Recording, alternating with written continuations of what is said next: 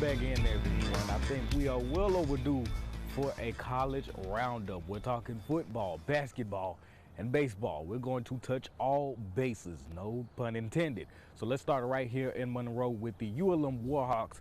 And now, obviously, where college football is now, you have to regroup and integrate new faces each year. For the Warhawks to continue their success, they will be dependent upon how much guys are willing to step up in new roles as producers and leaders.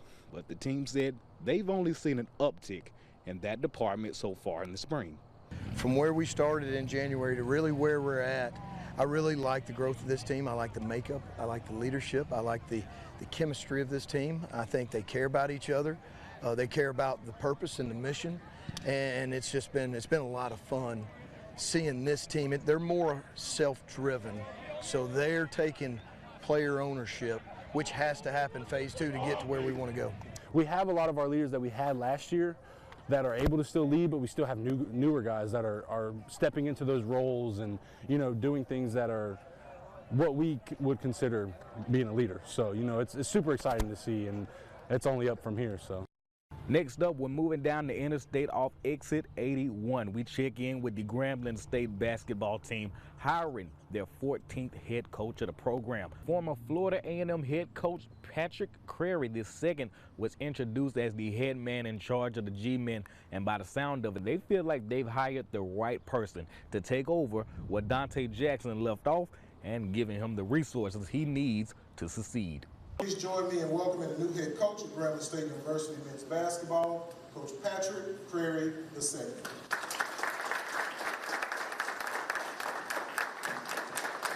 He walked in and he says, "I'm a winner. I've always won."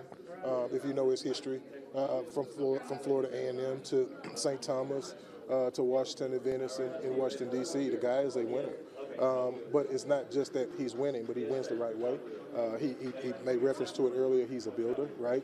And so, you know, a winner who builds has a sustained level of success, right? And we want a sustained level. We want it heightened. Obviously, Coach Jackson took us to heights unknown. We want to get back there and advance even further. And so having that ability to be a builder, but also be a winner, calls for us to have a good long line of success. Yeah, we'll talk about NIL. They've made a commitment. I mean, there's a lot of things out there about, you know, who in the SWAC and at the low major level, and are they opting in, and what is their potential, what are they doing with NIL? I would not come here if I didn't have an NIL conversation with the president and Dr. Scott. So that has been talked about. We will be competitive. We'll be one of the most competitive teams in the league.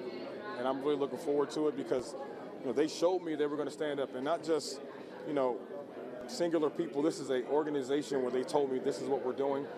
And Dr. Lamel was very honest and very aggressive in his pursuit of what he really wanted us to do with this thing. So the roster will be constructed with really good players, and I look forward to us getting this thing going.